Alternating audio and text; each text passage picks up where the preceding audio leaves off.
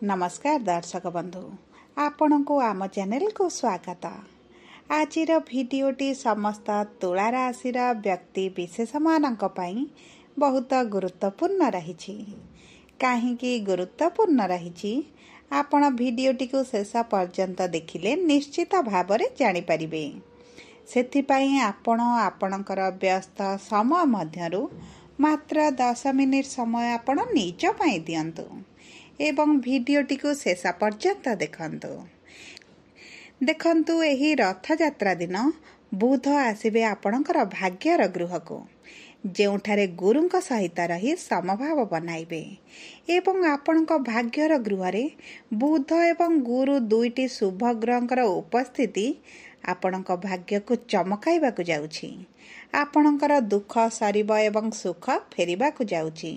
ता सहित मंगल मध्य आपणक कर्मर गृह बाहरी आपणकर लाभर गृह को आपणक इच्छा अभिलाष पूरण करिवार गृह को गोचर करिसंती। तेणुकरी एही दुईटी शुभ ग्रहंकर राशि परिवर्तन आपणक जीवन को किभली प्रभावित करुछि एही भिडियो रे आमे विस्तृत भाव में आलोचना करिबा। सेथिपाई आपण भिडियोटी को शेष पर्यंत देखंतु।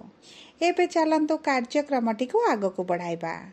किंतु ता पूर्वरु जदि आपणकर भी तुला राशि होइथाए एवं आपण भी ईश्वर को आंतरिक भक्ति एवं विश्वास करंती तेबे भिडियोटी को लाइक करंतु एवं कमेंट बॉक्स रे जय जगन्नाथ जय मां लक्ष्मी अवश्य लिखि दियंतु। ता सहित आपणक मन रे जहाँ भी प्रश्न रही जहाँ भी द्वंद्व रही आपण कमेंट बॉक्स रे लिखि जणांतु। देखंतु विलंब हेले मध्य आपणक प्रश्न आमे निश्चित उत्तर देबो। ता सहित दर्शक बंधु आम सह जोगाजोग करिबा पई भिडियोर मध्य भागरे एक व्हाट्सएप नंबर टिए दिया जाइछि। जो नंबर साहाय्य आपण आम सह जोगाजोग करी निजर नूतन कुंडली प्रस्तुत करि परिबे, कुंडली विश्लेषण कराई परिबे किंबा आपणकर चाकरी विवाह व्यवसाय प्रेम संपर्क को नहीं जदि किछि समस्या रही ताहार सहजरे समाधान करि परिबे एवं आपणकर विवाह पई कुंडली मेलक मध्य कराई परिबे। सेथिपाई भिडियोटी को शेष पर्यंत देखि व्हाट्सएप नंबर माध्यम रे आम सह जोगाजोग करंतु एवं निजर समस्यार समाधान करंतु। एबे चलंतु कार्यक्रमटी को आगको बढ़ाइबा एवं जानिबा आपणक तुला राशि रे नवग्रहंकर स्थितिटी किभली रहिछि। देखंतु आपणकर पंचम गृह रे राहु, षष्ठ गृह रे शनि, सप्तम गृह रे शुक्र, अष्टम गृह रे सूर्य, नवम गृह रे बुध एवं गुरु, एकादश गृह रे केतु एवं मंगल विराजमान करिसंती। जहा फल रे सेही गृह गुड़िकर सेमानकर प्रभाव अधिक रहिबो। तेबे सर्वप्रथमे आसंतु जानिबा आपणकर स्वास्थ्य टी किभली रहिबो। देखंतु आपणकर स्वास्थ्य आपणक कुंडलीर प्रथम गृह जना पड़े एवं प्रथम गृहर स्वामी बा आपणक राशिर स्वामी हेउछंती प्रभु शुक्र देवता जी आपणक सप्तम गृह रे विराजमान करी आपणकर प्रथम गृह को दृष्टि देउछंती। जहा फल रे देखंतु आपणकर स्वास्थ्य को नै जे चिंता रहिछि ताहा दूर होई जिवो।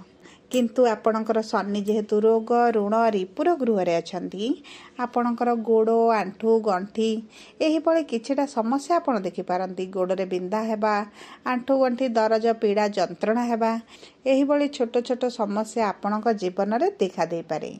विशेष भाव रे जो माने वयस्क व्यक्ति होई गलेनी सेमानकर एही भली समस्याटी अधिक देखा देबो। ता सहित देखंतु जेहेतु शनि आपणकर षष्ठ गृह रे एवं मंगल आपणकर एकादश गृह रे अछंती आपणकर ब्लड रिलेटेड समस्या मध्य देखा दे पारे।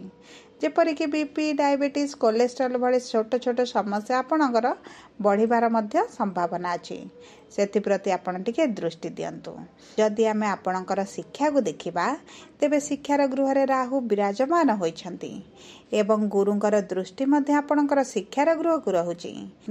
सेथिपई समस्त विद्यार्थी मानक पई विशेष भाव रे एही तुला राशि रो विद्यार्थी मानकु बहुत अधिक उच्च सफलता प्राप्ति हेबो।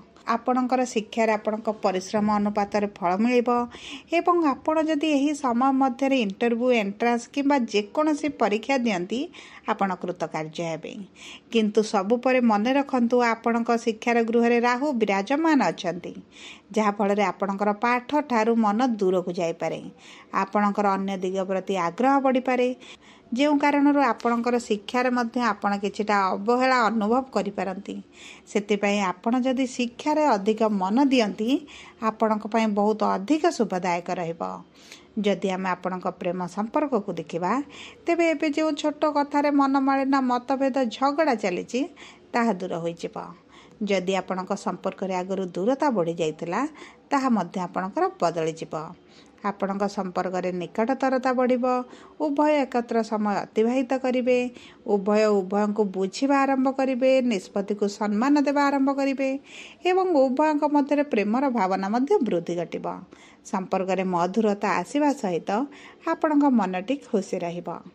ଯଦି ଆମେ ଆପଣଙ୍କର ବିବାହର ଯୋଗକୁ ଦେଖିବା, ତେବେ ଦେଖନ୍ତୁ ଯେଉଁ ତୁଳା ରାଶିର ବ୍ୟକ୍ତିମାନେ ବିବାହର ଯୋଜନାରେ ଅଛନ୍ତି, ବିବାହରେ ସମସ୍ୟା ଆସୁଛି, ବିବାହରେ ବିଳମ୍ବ ହେଉଛି, ସେମାନଙ୍କ ପାଇଁ ବହୁତ ଭଲ ସମୟ ଆସିଛି। ଭାଗ୍ୟର ଗୃହରେ ଗୁରୁଙ୍କର ଉପସ୍ଥିତି ଏବଂ ବିବାହର ଗୃହରେ ଶୁକ୍ରଙ୍କର ଉପସ୍ଥିତି ଆପଣଙ୍କ ବିବାହ ପାଇଁ ବହୁତ ଭଲ ଯୋଗ ବନାଉଛି। ସବୁ ପରେ ଦେଖନ୍ତୁ ଆପଣଙ୍କ କୁଣ୍ଡଳୀରେ ଗୁରୁ ଶୁକ୍ରଙ୍କର ସ୍ଥିତିଟି କିଭଳି ରହିଛି ତାହା ସବୁଠାରୁ ଗୁରୁତ୍ୱପୂର୍ଣ୍ଣ। ଯଦି ଆପଣଙ୍କ କୁଣ୍ଡଳୀରେ ଗୁରୁ ଉଚ୍ଚ ଥିବେ, ଗୁରୁ ମିତ୍ର ଗୃହରେ ଥିବେ, କାରକ ଗୃହରେ ଥିବେ, ତେବେ ଦେଖନ୍ତୁ ଆପଣଙ୍କୁ ବହୁତ ଅଧିକ ଶୁଭ ଫଳ ମିଳିବ। ବିବାହ ହେବାର ମଧ୍ୟ ବହୁତ ଅଧିକ ସମ୍ଭାବନାଟି ବଢ଼ିଯିବ। ଯଦି ଗୁରୁ ନୀଚ ଥିବେ, ମାରକ ଗ୍ରହରେ ଥିବେ, ଶତ୍ରୁ ଗୃହରେ ଥିବେ, ତେବେ ଆପଣ ବହୁତ ଅଧିକ ସମସ୍ୟା ଦେଖିପାରନ୍ତି।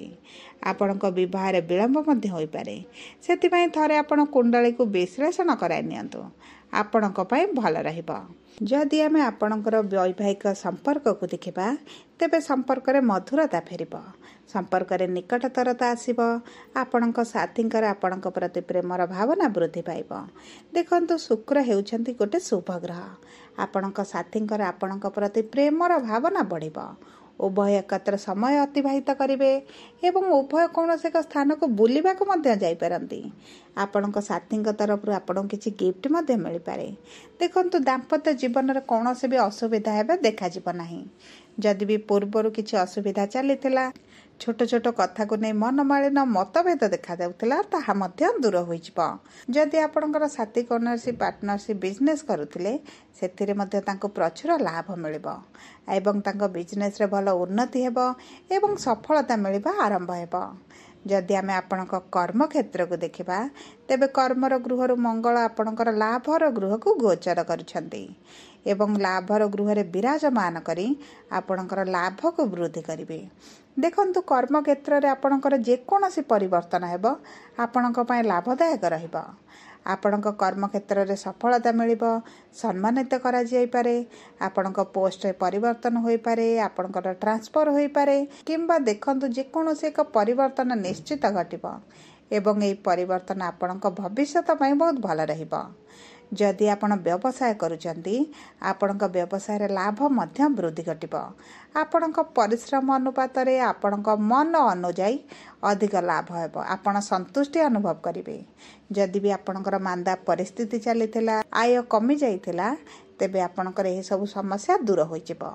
ଆପଣଙ୍କ ସହଯୋଗୀ ହୁଅନ୍ତୁ, ଆପଣଙ୍କ ପରିବାର ବର୍ଗ ଲୋକ ହୁଅନ୍ତୁ, ଆପଣଙ୍କୁ ବହୁତ ଅଧିକ ସାହାଯ୍ୟ କରିବେ, ଯାହାଫଳରେ ଆପଣ ବ୍ୟବସାୟକୁ ବିସ୍ତାର କରିବାରେ ମଧ୍ୟ ସଫଳତା ପାଇବେ।